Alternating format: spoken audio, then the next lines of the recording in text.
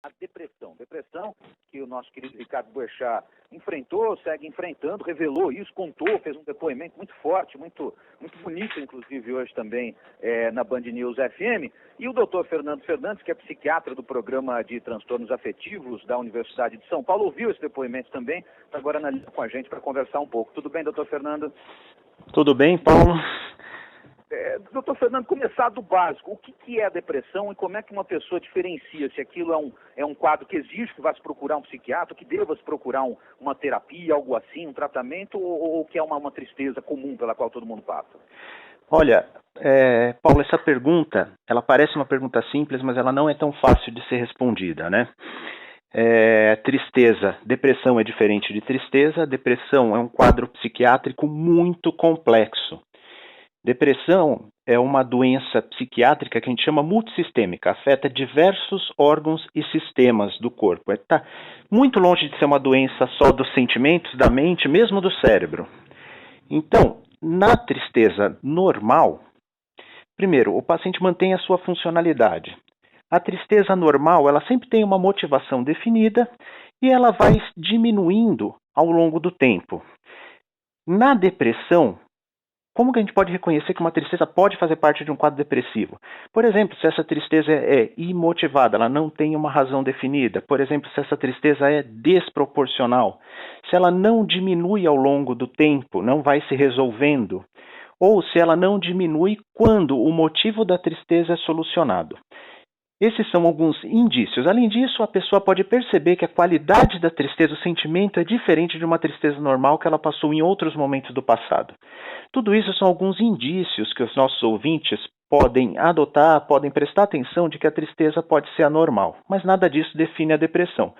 O que define a depressão é que, além dos sintomas afetivos, que a gente chama de sintomas dos sentimentos e das emoções, haverá também, por exemplo, sintomas cognitivos, dificuldade de concentração, fragilidade na memória recente, diminuição da velocidade do pensamento, o fluxo das ideias está prejudicado.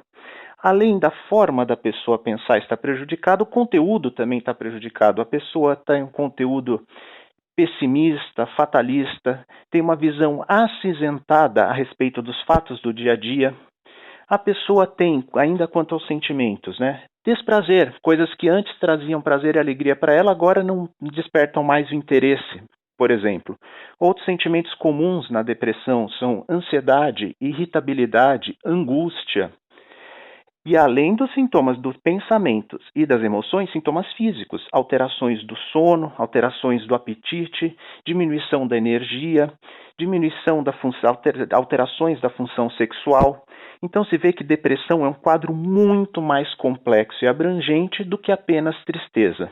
Ok? Agora, doutor, a gente sabe o que é que coloca o organismo todo, como o senhor coloca, nesse estado depressivo? Qualquer pessoa está sujeita a comportamentos de risco ou não? Como é que isso funciona, doutor?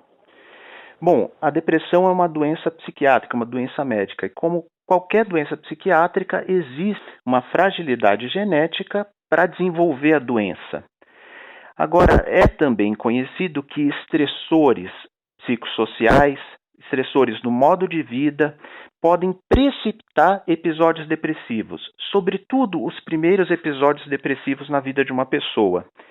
É um fenômeno bastante conhecido. Muitas vezes a pessoa tem um desencadeante forte para a depressão no início da doença. Depois os episódios tendem a recorrer ao longo da vida e muitas vezes não são mais necessários, nenhum precipitante. Já outro grupo de pacientes desenvolve a depressão sem identificar algum estressor. Agora, hábitos de vida saudáveis podem ajudar a prevenir episódios depressivos ou alterações patológicas do humor? Claro que podem, mas não existem alterações específicas. O que a gente fala, obviamente, não abusar de álcool, respeitar o ciclo sono-vigília. Uma coisa que está no depoimento do Boechat, a gente precisa de um espaço para o lazer, para o descanso, para curtir com os amigos, com a família, com as pessoas queridas. São orientações de qualidade de vida gerais. Não existem orientações específicas para a depressão. Eu costumo dizer assim, depressão é uma doença médica. Muitas recomendações de vida saudável que vale, por exemplo, para doenças cardiovasculares, vão valer também para a depressão. Obviamente, alguns precipitantes mais óbvios, né, como o uso de drogas, por exemplo. Então, são orientações para a saúde geral. Depressão é uma doença médica geral, não é uma doença específica psiquiátrica, né? Então, as orientações são muito parecidas. Levar uma vida saudável de maneira geral, né, doutor? Acaba ajudando o organismo como um todo, né? Mente, corpo, você está satisfeito, guardando o lazer, tentando viver a vida completa, né? Absolutamente, absolutamente. E exatamente em cima disso, colocar uma outra coisa, que ao mesmo tempo em que é muito importante também a gente alertar para a depressão, para risco de doença, sobre o pânico também, que eu gostaria que o senhor rapidamente falasse, existe às vezes uma tendência de medicalização excessiva na sociedade também, algo também a se tomar cuidado, não, doutor? Mas a realidade que a gente vive, na verdade, é muito mais de desassistência mesmo, né?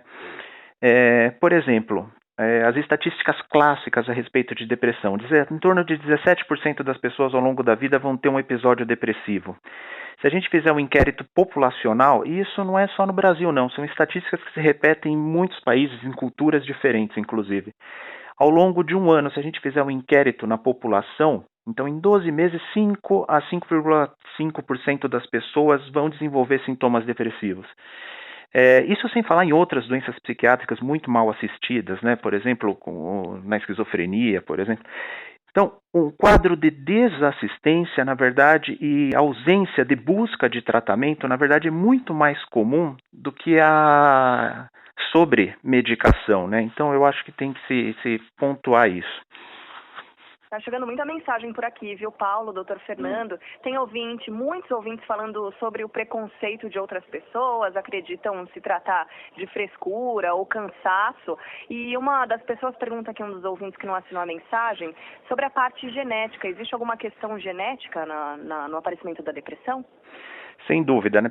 Quadros familiares, sabe, quando a gente vale até um comentário um pouco mais extenso, quando a gente vai fazer o diagnóstico numa pessoa, a gente olha o quadro clínico atual, a gente olha a história de vida da pessoa e a gente tem que olhar também a história psiquiátrica familiar desse sujeito.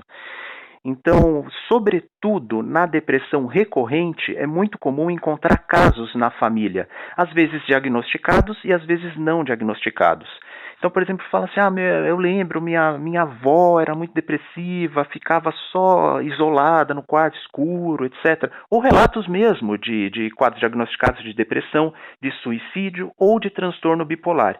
Então, absolutamente, se há casos familiares, sobretudo parentes de primeiro grau, né, pai, mãe, irmão, a pessoa tem que ficar mais atenta aos sinais precoces da depressão.